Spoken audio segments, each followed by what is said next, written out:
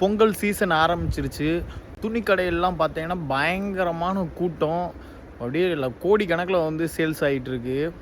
பொதுமக்களாகி உங்ககிட்ட நான் ஒரு சில விஷயத்தை கேட்க விரும்புகிறேன். என்னன்னா, அதே பெரிய துணி கடைக்கு போகிற வழியில் 2 சைடும் பார்த்தீங்கன்னா எத்தனையோ சிறு தொழில் பண்ணுற வண்டி கடை, ரோட்டு கடை, சின்ன சின்ன கடைகள்லாம் எத்தனையோ கடை இருக்குது.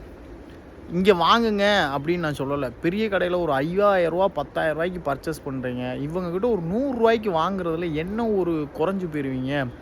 தம்பி, குவாலிட்டி நல்லா இருக்காது, சாயம் போகும், கலெக்ஷன்ஸ் இருக்காது. உண்மை தான், நான் இல்லைன்னு சொல்லலை.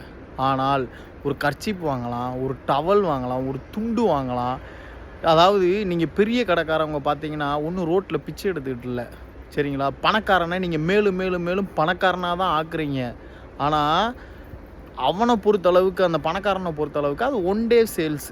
Pongal 1 day sales. ஆனால் ஒரு ரோட்டு கடையில் உட்காந்துருக்கவனுக்கு பார்த்தீங்கன்னா நீங்கள் வாங்குகிற ஒரு 200 ரூபா ஒரு வேளை சாப்பாட்டு காசாக இருக்கலாம், அவன் குழந்தைக்கு படிப்பு செலவுக்கு தேவையான புக்ஸ் வாங்குகிற செலவாக இருக்கலாம், அவனுக்கு 1008 மனக்கவலைகள் இருக்கும். அந்த 200 ரூபாயை வச்சு அவன் ஒரு சின்ன சந்தோஷப்படுவான், அவ்வளோதான்.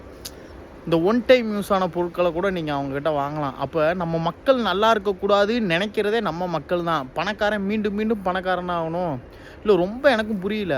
ரோட்டில் இளநீ விற்கிறாங்க, அவங்கக்கிட்ட போய் 5 ரூபா 10 ரூபா பேரம் பேசுகிறீங்க. இதே கூல்ட்ரிங்க்ஸ் கம்பெனிக்காரன் 4 லிட்ரு 25 ரூபா 30 ரூபான்னு விற்கிறான், அவங்ககிட்ட நீங்கள் எதுவுமே சொல்லாமல் வாங்குறீங்க. ஸோ கார்ப்பரேட்டை வளர்க்குறீங்க. நம்ம விவசாயிகள், சிறுதொழில் பண்ணுறவங்கள நம்ம மக்கள் தான் அவங்கள போட்டே தள்ளுறதேவும். உண்மையா இல்லையா?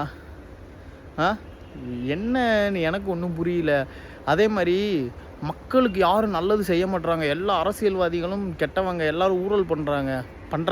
உங்களுக்கும் தெரியும், எனக்கும் தெரியும். தெரிஞ்சு ஈன்னு இழிச்சிக்கிட்டு அவங்க கொடுக்குற காசை போய் வேகமாக வாங்கிட்டு ஓட்டு போடுறீங்க. 2 பேரும் மாற்றி மாற்றி செய்கிறாங்க தெரிஞ்சு நீங்கள் ஓட்டு போடுறீங்க. அப்போ வந்து கெட்டவன் யார்? மனசாட்சியை தொட்டு பார்த்தீங்கன்னா நம்ம எல்லாரும் தான்.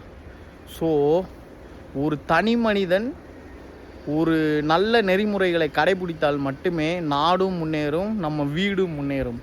ஸோ எல்லோரும் நல்லா இருக்கணும்னு நினைங்க, தப்பு கிடையாது. கார்ப்பரேட்டுக்காரந்தே நல்லா இருக்கணும், பணக்காரந்தே நல்லா இருக்கணும், அரசியல்வாதிகளே நல்லா இருக்கணும்.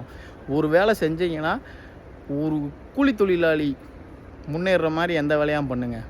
ஓகேவா?